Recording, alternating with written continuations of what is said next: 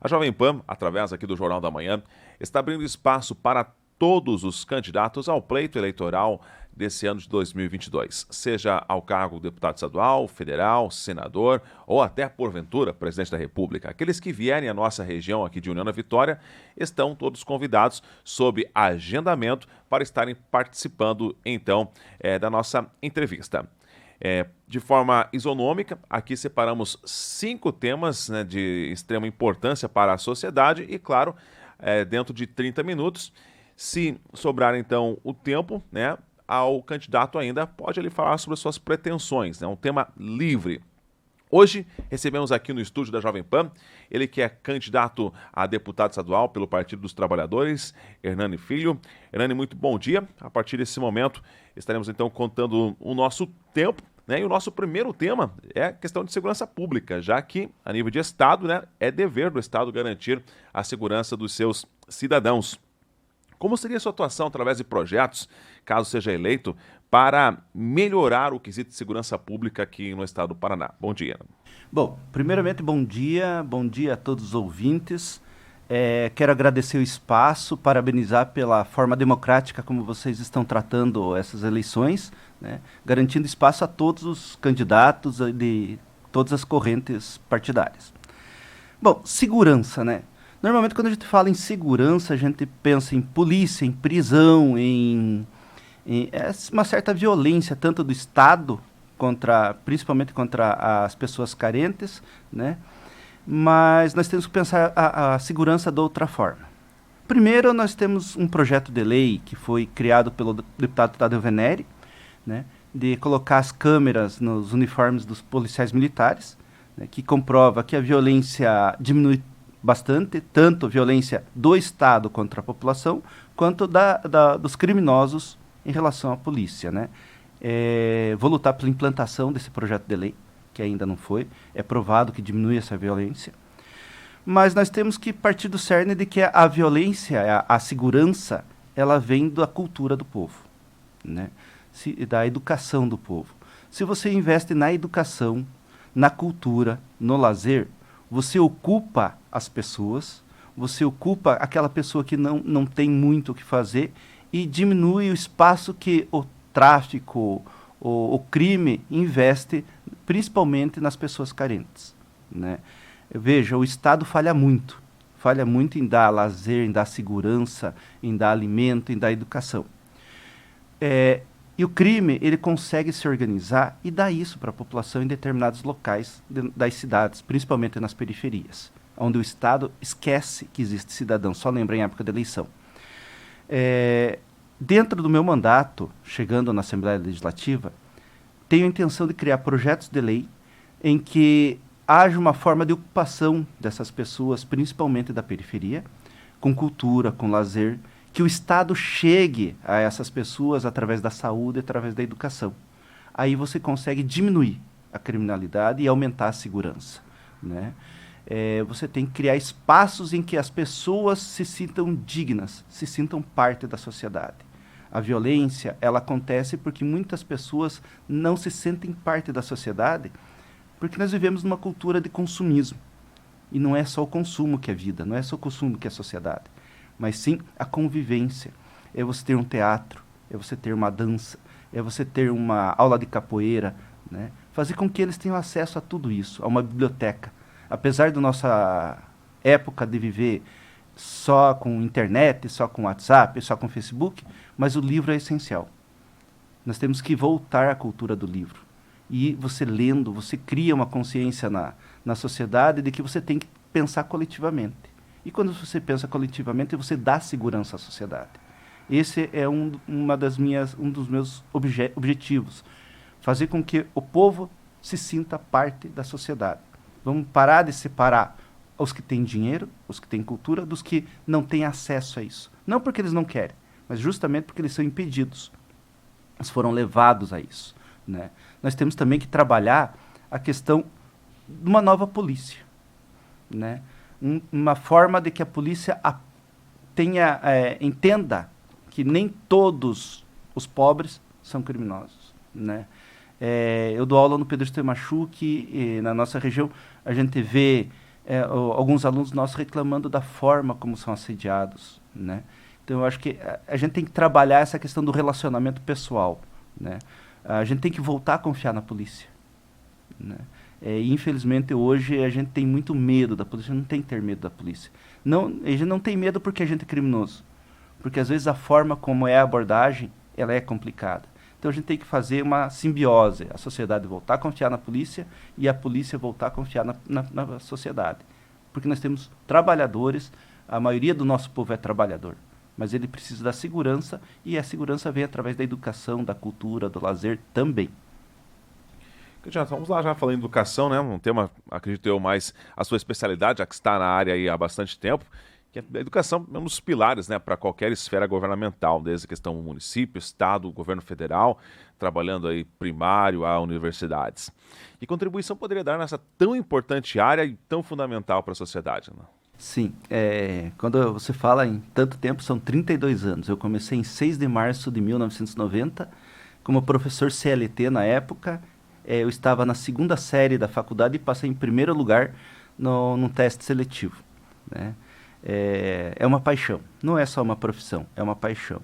Eu estava contando aqui fora do ar, né, as peripécias que a gente faz, né, porque quando você vai dar aula, você não pode pensar somente em salário, você tem que pensar que você está construindo um cidadão, né? E quando você trata da educação, você tem que pensar nisso. A estrutura da sociedade. Quando você pega uma criança lá, que nem eu trabalho no ensino fundamental 2, do 6º ano ao 9º ano. Você vai trabalhar com uma criança de 10, 11 anos, você começa ali. Você tem que pensar como é que é a estrutura social que ela vem. Então a escola tem que fornecer algo que está faltando lá, né? Além do conhecimento, a gente tem que fornecer isso. Então a escola tem que ser estruturada para dar uma garantia para aquela criança que às vezes em casa não tem nem comida. Quem dirá um carinho do pai? Quem dirá acesso ao conhecimento? Às vezes também tem uma estrutura econômica muito boa, mas não tem uma forma de interpretar o conhecimento que ele pega nas redes sociais. Então, a gente não tem que falar que a estrutura da educação do Paraná, ela não é boa, apesar de toda a propaganda. Não estou falando somente em salário, estou falando de estrutura de escola, né? Nós temos um grande problema dos governos que passaram, principalmente os 2 últimos, que eles escolhem escolas para investir. E daí deixar aquela escola como exemplo, projeto piloto e tudo, mas não passa disso. No meu mandato, eu vou fiscalizar, principalmente o que é o papel do deputado estadual, fiscalizar o investimento em todas as escolas, principalmente da nossa região. Não posso dizer que eu estou pela região centro-sul do Paraná, para que todas as escolas recebam investimento de forma isonômica, né? E principalmente procurar transformar elas em escola integral. Investir em escola não é trazer bola, não é trazer carteira ou colocar somente uma TV ligada à internet ali, mas fazer com que a internet seja boa, né? Dar estrutura de livros, da estrutura de acesso à internet, da estrutura para que as crianças se sintam à vontade dentro da escola. E também que o profissional seja valorizado, se sinta bem dentro de uma escola. A criança vem para a escola para comer também. Ela precisa ter uma refeição boa, não uma merenda que seja barata, ela tem que ser de qualidade. Nós temos que ter um equipamento não que seja barato, mas que seja de qualidade. Hoje, nós vivemos no mundo virtual. Hoje antigamente a gente tinha o livro chamado, a gente escrevia, né, tá? Hoje não. Hoje você tem o sistema virtual de chamada, de controle, de planejamento. Mas às vezes você vai fazer isso, cai a internet da escola, né? Então, nós tínhamos a Copel Telecom, que fornecia, foi privatizada. Nós temos que pensar uma forma de voltar essa Copel Telecom para o Estado, discutir essa privatização para que seja fornecida essa internet de qualidade gratuita para as escolas, né? Nós temos que viabilizar uma forma de que não falte material de ciências, que é a minha área, nas escolas hoje. Dificilmente você vê um laboratório em escola, e é essencial. Porque você chega numa escola particular, você tem laboratório de informática, você tem laboratório de ciências, tem laboratório de química, biologia, física. Na nossa escola, a última vez que veio material de ciências foi na época do Requião, Né? Eu tenho, esses dias que o Requião esteve aqui, eu falei para ele, eu quero agradecer, nunca tive a oportunidade, que quando ele foi governador, chegou dois microscópios de R$40 mil em 2004, na minha escola, para eu poder trabalhar no meu laboratório. Né? Veio do governo federal material de laboratório, químico, vidro, também microscópios, somente naquela época, e nunca mais veio. Né? Veio daí no final, enquanto o Requião foi governador, veio a manutenção disso. Entrou outro governador, nós não tivemos mais nada. Né?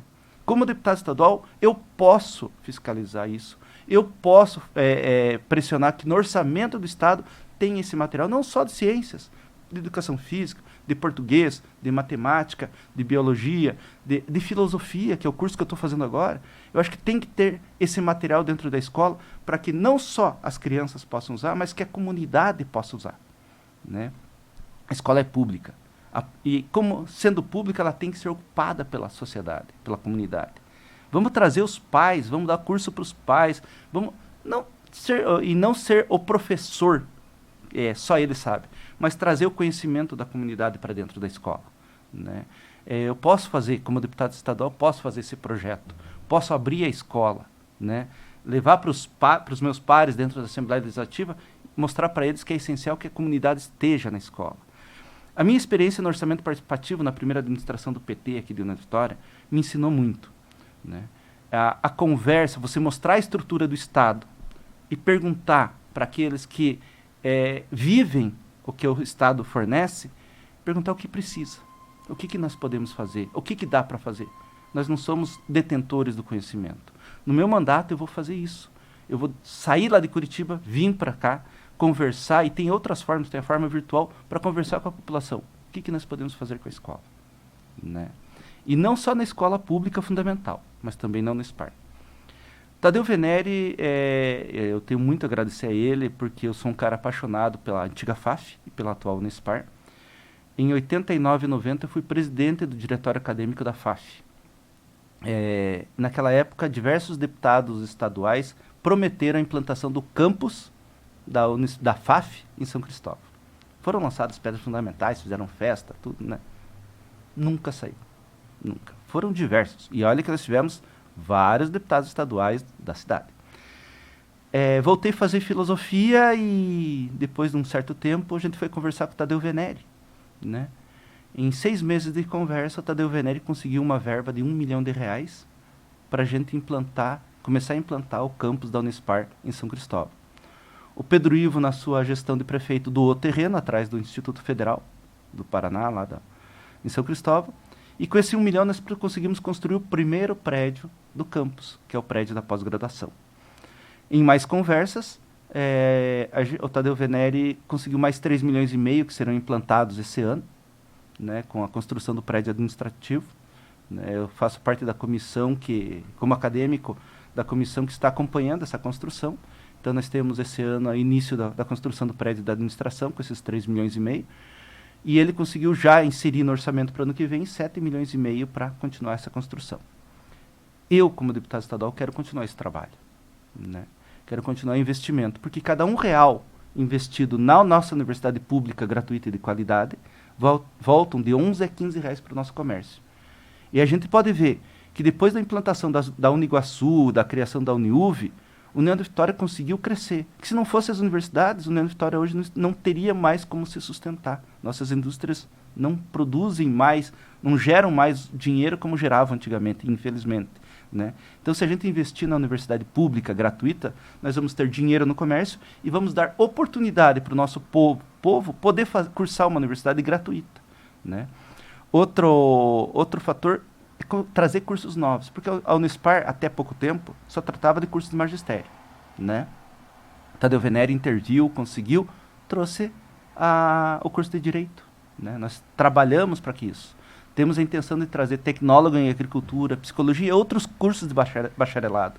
Porque a nossa comunidade, que não tem condições de pagar uma universidade particular, tem acesso a cursos superiores de forma gratuita. E mestrados, pós-graduações e tudo mais. E essa vai ser uma das principais lutas minhas. Que é a nossa Unespar venha a ter investimentos e cresça. e seja fontes geradoras de conhecimento, pesquisa, porque a universidade pública é a única que faz pesquisa no Brasil, né? E criadora de renda. Universidade pública traz renda para o nosso município. Excelente, candidato. Nosso próximo tema aqui é voltado à questão regional. Bom, lá no passado, a Vitória já foi uma das maiores economias do estado, mas, né, com o passar do tempo, foi deixado de lado, né? E hoje vemos outras regiões muito mais desenvolvidas aqui que a nossa, da região sul, centro-sul do estado do Paraná. Que projetos teria a apresentar à nossa população, tanto para atrair novos investimentos, também questões de infraestrutura e assim gerar mais empregos aqui para a nossa região? Nós já fomos uma potência, nós somos a região que já foi mais rica do estado, na época do extrativismo da madeira. Isso acabou, né? Acabou porque a nossa madeira está acabando. O que tem nós temos que preservar. E as madeireiras foram embora, né? O que ficou traz madeira de fora. Então, ficou limitado isso, né? A nossa indústria extrativista ficou limitada. Na nossa primeira administração do Partido dos Trabalhadores, a gente conseguiu trazer a Uniguaçu. Foi uma fonte geradora de renda. Como eu falei na questão anterior, né? Uma das formas de você conseguir empregos e renda e recursos para que o povo possa trabalhar e ter uma boa vida é investir na nossa universidade. Porém, não é só isso. Como eu falei, nós estamos hoje, nós não podemos cortar a nossa mata, nem devemos cortar. Então, nós temos que achar uma forma de compensar esses nossos agricultores para que tenham uma renda por manutenção. Hoje, a nível mundial, a manutenção do meio ambiente é uma forma de oferir rendas para quem tem sua propriedade e está mantendo ali a fauna, a flora e tudo mais. Você falou que o resto do estado também está se desenvolvendo e tudo mais, mas você pega lá o norte, você não vê uma árvore em pé, né? Eles plantam em tudo que é canto e aproveitaram a época antes da lei que protege o meio ambiente, e cortaram tudo e estão fabricando, e hoje alegam que não podem mais refazer essa mata, certo? E nós aqui estamos parados no tempo. Então, um dos projetos de lei será uma forma de compensação para os nossos agricultores que vai oferir renda. Outro, não adianta a gente acreditar que vem grandes empresas para cá. A gente ali perto de Canoinhas, uma empresa chinesa montou uma madeireira em que praticamente não tem funcionário, só robô, né? Grandes empresas vêm automatizadas, principalmente as multinacionais. O que a gente tem que investir é no pequeno, micro e médio empresário, empreendimento. Através do quê? Através de formas de investimento, de financiamento para essas pessoas. Veja, se você pega R$1.000, hoje você compra uma máquina de costura e você pode financiar essa máquina de costura para uma costureira que vai poder produzir sua renda. R$10.000 você monta uma pequena padaria. Uma pequena padaria você vai empregar duas, três pessoas. Então, fazer um projeto de lei, e aprovar esse projeto de lei de formas de financiamento a juro muito baixo ou a juro zero, fundo perdido, para que essas pessoas montem suas pequenas empresas e a gente volte a investir no nosso povo, naquele investimento de bairro, naquele investimento regional em que ele vai ter que utilizar a mão de obra local, vai ter que gastar no comércio local, né? Então, essa forma, é investir no nosso. E não esperar que venha multinacional de fora, ou empresa lá de Londrina, de São Paulo e tudo mais. Mas vamos criar projetos de lei para que o nosso povo, que tem ideias e tem capacidade, invista aqui, né? Construa sua pequena empresa aqui. E não só o dinheiro, porque não adianta dar o dinheiro e não dar assistência. Mas junto com esse projeto de lei, que o Estado dê assistência a essas pessoas, seja assistência financeira, administrativa. Vamos ensinar, nosso povo tem potencial. E esse potencial só vai ser utilizado se houver um apoio estatal, né? Vamos criar essa cultura do investimento, do empreendedorismo, mas não empreendedorismo, se vire. Não, mas que ele possa gerar emprego, que ele tenha assistência, ter uma segurança do Estado para poder crescer junto com todos. Pensar de forma coletiva. Principalmente empresas coletivas. A gente tem experiências no Rio Grande do Sul de mulheres que se uniram para começar com uma facção, hoje tem uma empresa de moda, né? Por que não fazer isso? Várias costureiras se unirem e criar uma pequena empresa de roupa, né? Nós temos aqui o Maros, um aposentado da Copel. Ele me levou esses dias no laboratório dele e ele conseguiu tirar silício da nossa areia aqui para fazer chip de computador. Por que não investir numa pessoa assim? Ele faz isso tudo com o dinheiro dele. Ele montou um laboratório maravilhoso, gente. Ele conseguiu montar uma betoneira simples, tudo, uma produção de adubo orgânico para a nossa região. Ele conseguiu fazer telha com com produção de energia solar com tampinha de garrafa PET. Né? Nós temos que investir nessas pessoas que são os nossos professores pardais. Ele diz que ele não quer nem os royalties, não quer nada. Ele dá todo o projeto para a gente poder criar empregos, criar pequenas indústrias. Fora outros projetos que ele tem, que é magnífico. Né? Então, é nessas pessoas que a gente tem que pensar, é nessas pessoas que a gente tem que investir. Então, eu, como deputado estadual, vou fazer esses projetos de lei, vamos descobrir os maros da nossa região e vamos desenvolver esses projetos. Né? O meu mandato vai dar apoio para essas pessoas que têm ideias e que querem partilhar essas ideias. Excelente, candidato. Nosso próximo tema é a questão de saúde. Bom, estamos aí saindo, pelo menos, do pior momento da pandemia e que, né, acabou mostrando sinais e situações que, infelizmente, já aconteciam há muito tempo. Aí eu vou citar falta de exames, falta de médicos especialistas, falta de estruturas em hospitais, falta também da questão mesmo do profissional, né? A gente vê aí os profissionais trabalhando em defasagem, enfim, tantos N problemas nessa área da saúde. E nessa tão importante área para uma sociedade, dentro do legislativo, que soluções poderia apresentar para a saúde? Bom, primeiro eu vou dizer saudades dos mais médicos, né? Da época do Lula, onde se tinha médico, mesmo que cubano, que o pessoal falava mal, mas que atendia em tudo que é canto.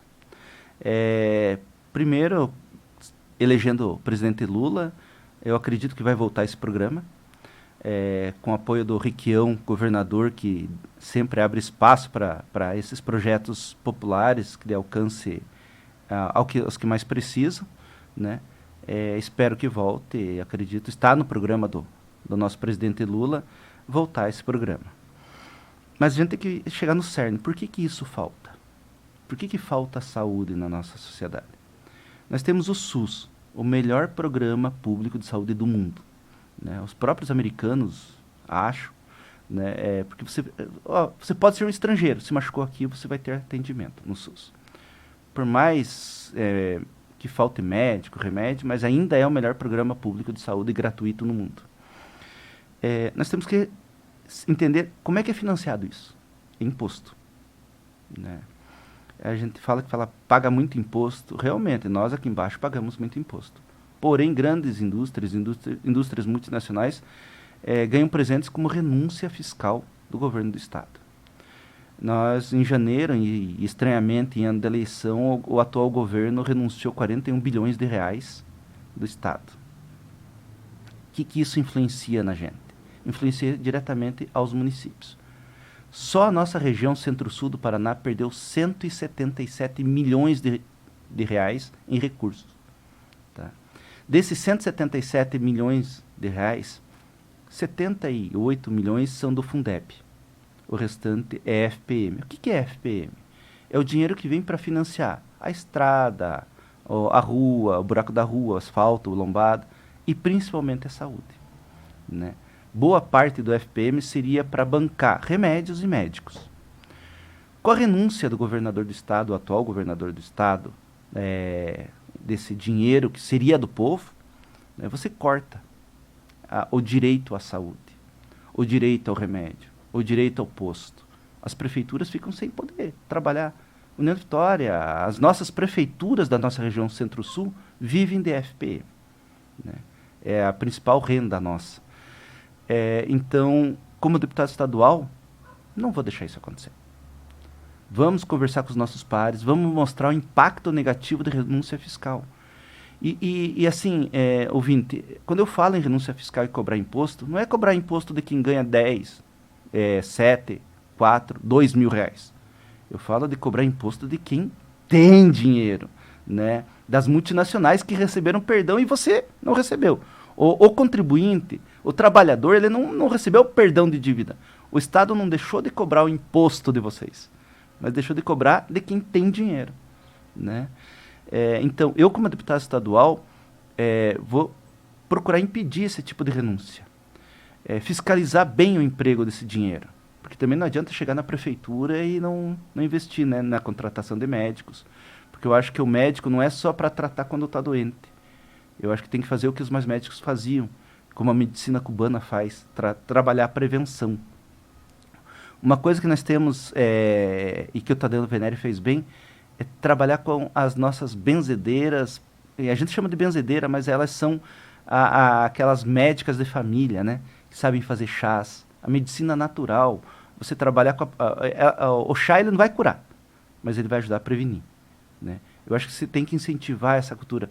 A pastoral da saúde, todos os trabalhos, sejam voluntários, eles têm que ser incentivados na questão da prevenção. Trabalhar isso dentro das escolas, né? O projeto, dá para fazer um projeto de lei para que seja trabalhado os chás, a medicina, me faltou a palavra agora, mas trabalhar a cultura de você usar o chá, né? De você saber comer, né? De você trabalhar, incentivar o agricultor familiar orgânico, né? Porque muitas das nossas doenças vêm da nossa alimentação, e principalmente na nossa região, a Sanepar, a coleta de água.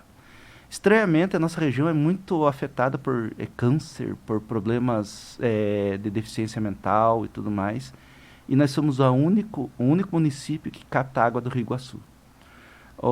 Já foi analisado, nossa água é repleta de agrotóxico, de produtos que a limpeza que é feita pela Sanepar não tira. Então, na questão, eu vou lutar para que a nossa captação de água saia do Rio Iguaçu e vá para outras fontes que tragam água mais limpa, água mais pura, para a gente poder trabalhar. Isso é prevenção, isso é saúde. Candidato, nosso próximo tema aí, né, é a questão da agricultura, né? O Brasil é um solo muito fértil, muito rico, né, muito pujante a agricultura brasileira, assim como é a paranaense. Mas mesmo assim, muitos agricultores, pequenos produtores, têm dificuldades em manter-se no campo. Buscando aqui em nível mais regional, a gente vê sempre problemas voltados aos produtores de porcos, os suinocultores, assim como os produtores de leite, né? A gente paga um preço agregado no mercado, mas o produtor está recebendo muito pouco por isso. Muitas vezes, esses deixam ali a sua cultura de lado e vão partir para outros rumos, tentar uma vida melhor. Dentro da questão da agricultura, como poderíamos fomentar ainda mais essa área aqui no estado do Paraná?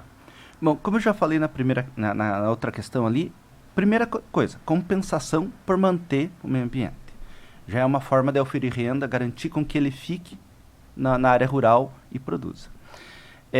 Normalmente, quando se fala em agricultura, a gente pensa no agro, né? Agro é produção de milho em grande quantidade, soja. Quando se fala em produção em grande quantidade, você não está falando em alimentação. Está falando para aquele grande produtor, latifundiário, que vai vender em dólar, e esse milho, essa soja, ele não vira alimento. Ele vira dinheiro, lucro, royalties, né? Um legislador, um ocupante de cargo político, público, eleito, ele tem que pensar naquele que está produzindo. Se você investe só no grande, o grande vai comprar o pequeno e vai faltar comida. Hoje nós temos 33 milhões de pessoas passando fome. Em União da Vitória, nós temos 8.200 pessoas passando fome ou insegurança alimentar. Por quê? Porque não há investimento nessa área. Você tem que investir no pequeno agricultor, no micro e no pequeno agricultor, na agricultura familiar. E criar possibilidades que ele produza de forma orgânica. Porque quando você... e garantir a compra desse produto. No governo Requião, nós tínhamos essa garantia, principalmente na merenda escolar. Né? No governo Lula, você tinha garantia de preço mínimo de compra de produto do agricultor. Por que você tem que garantir isso? Porque você tem que manter essa pessoa lá. E tem que manter com dignidade. Você pegue o governo antes de 2002 e depois de 2002. Os agricultores né? Aquela casinha de madeira, antes de 2002, às vezes não conseguia comprar um carro, um trator. De 2002 para cá, até 2014, 2015, eles conseguiram construir uma casa boa, conseguiram comprar o trator, um carro, melhorar. Por quê? Porque a política pública de compra, de garantia de renda foi boa. Então é isso que a gente tem que fazer. Como legislador, tem que garantir a compra, a renda mínima para o agricultor familiar. Seja candidato, temos aqui praticamente 1 minuto ainda para suas considerações finais, questões de pretensões, para que colocou o seu nome à disposição nesse pleito eleitoral. E é o momento de se dirigir ao eleitor que está nos ouvindo, assistindo nesse momento, para que dê o seu voto de confiança nas urnas. Bom, a gente tem que ocupar o espaço. A região Centro-Sul não tinha um candidato do campo popular. Eu sou o único candidato a deputado estadual ligado ao Lula na região Centro-Sul do Paraná. Coloquei meu nome justamente para ocupar esse espaço e para fazer a diferença, fazer um mandato diferente e não e representar realmente a região Centro-Sul dentro da Assembleia Legislativa. Por isso eu peço o voto de vocês para chegar à Assembleia Legislativa. Muito obrigado, agradeço. E vamos em frente, eleger Lula presidente, Requião governador, Tadeu Venere deputado federal, Rosane senadora e Hernani Filho deputado estadual. Muito obrigado. Obrigado, candidato Hernani Filho, candidato ao cargo de deputado estadual pelo Partido dos Trabalhadores, sob o número 13913, 13.903, então é o número do candidato.